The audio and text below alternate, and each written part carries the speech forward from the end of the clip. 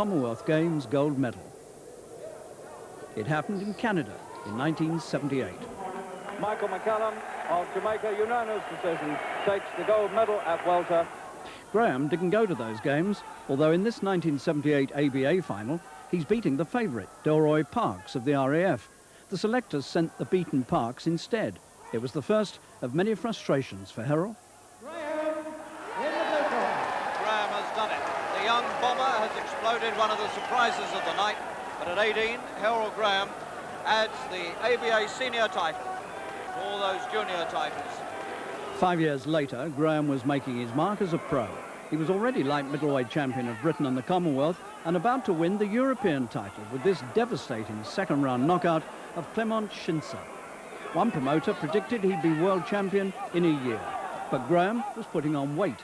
He moved up to middle and started again. For a fighter, often accused of being poor box office, Graham can at times look sensational, as America's Irving Hines discovered in 1984. Graham's career was lifting off, and so was his Belgian opponent, Jose Saiz, that same year. It was just one of several unpleasant things that happened to Saiz that night. Graham's mentor in Sheffield was the knowledgeable Brendan Ingle, but not everyone believed in Herol in those days. He'd had more than 20 wins before anyone asked him to fight in London.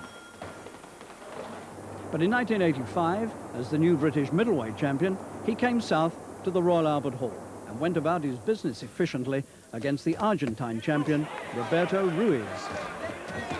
There's no way Ruiz is going to go the distance.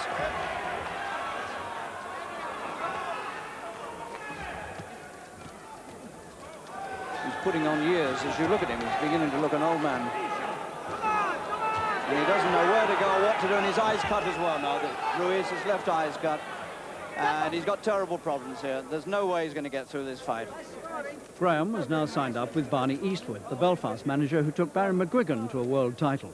The partnership was set for storms.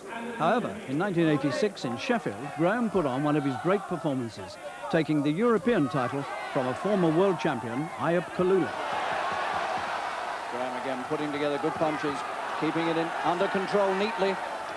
Masterly bit of boxing.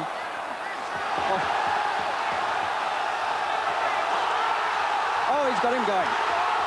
This might be the end of Kalula's reign. Round 10. I think it's all over. It is all over.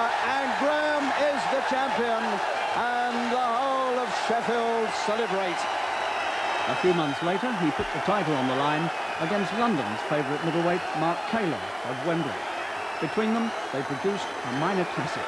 Graham, the man on the way up, and Kaylor, the ex-champion, trying to stay with him. Taylor's still coming back at him. And the going is getting harder and harder for the challenger. And this time Taylor goes in and hangs on, and he's very, very tired. Graham's bleeding from the nose. Both men now tired. Very tired. And we're only in the 8th. 4 to go after this. Graham beginning to look a bit weary himself, as though he's almost worn himself out, punching Taylor.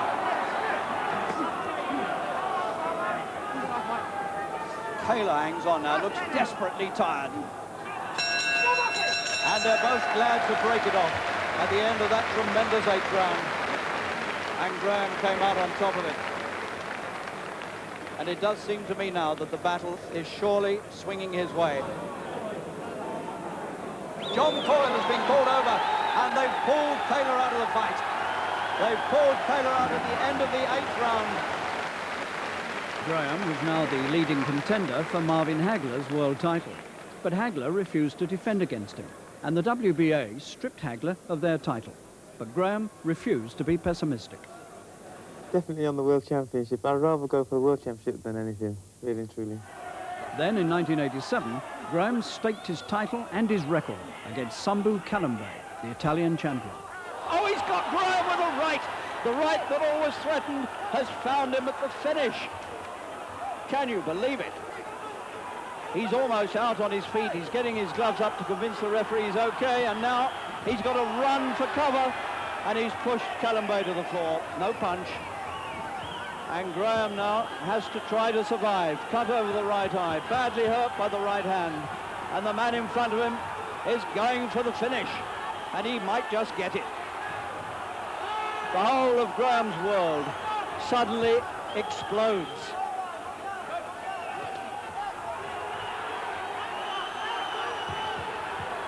Just over half a minute to go.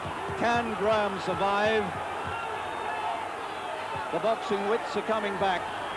But one more right hand, like he's already taken, might be the finish. Hanging on for dear life, Graham. The hardest fight he's ever had.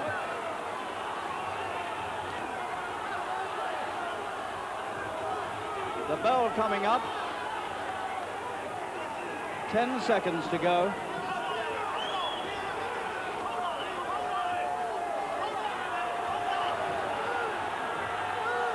And Graham tries to get back into it as the bell goes. And the question is, has he done enough to keep the title? Columbia 116 points, Graham 113.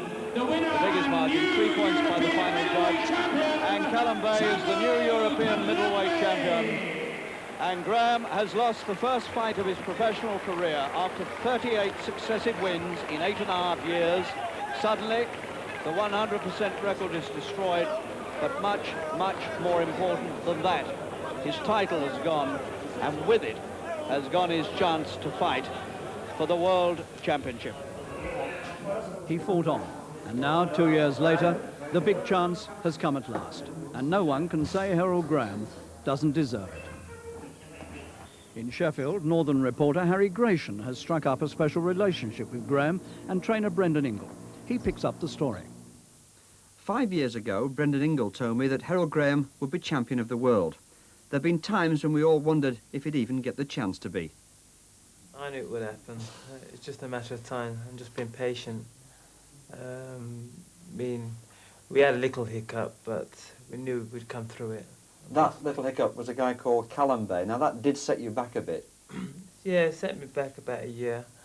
But within that year, I've grown in stature, I've grown in maturity. Everything what happened then is all behind me. I was able to put behind me and just get on my feet and move on to something better. But if Callum halted Herol's career, he also did the same to Mike McCallum. At his news conference today, though, he looked relaxed. But memories of that defeat are still fresh. He gave up his light middleweight crown for the fight, and he admits now to his mistakes. Well, I made one of the biggest mistakes in my life, I think, and not to take anything away from Columbia. Columbia is a great champion, was a great champion, and a very good fighter. But I think I went over there like 5 days before the fight, which was crazy. And I didn't feel good. I felt weak, like jet lag still. And he fought a great fight. The careers and styles of both fighters are remarkably similar. Both lost on points to Callum, ruining perfect records. But how does McCallum rate Graham? Well, he's a good boxer, technical boxer. I think that's his best assets towards the fight.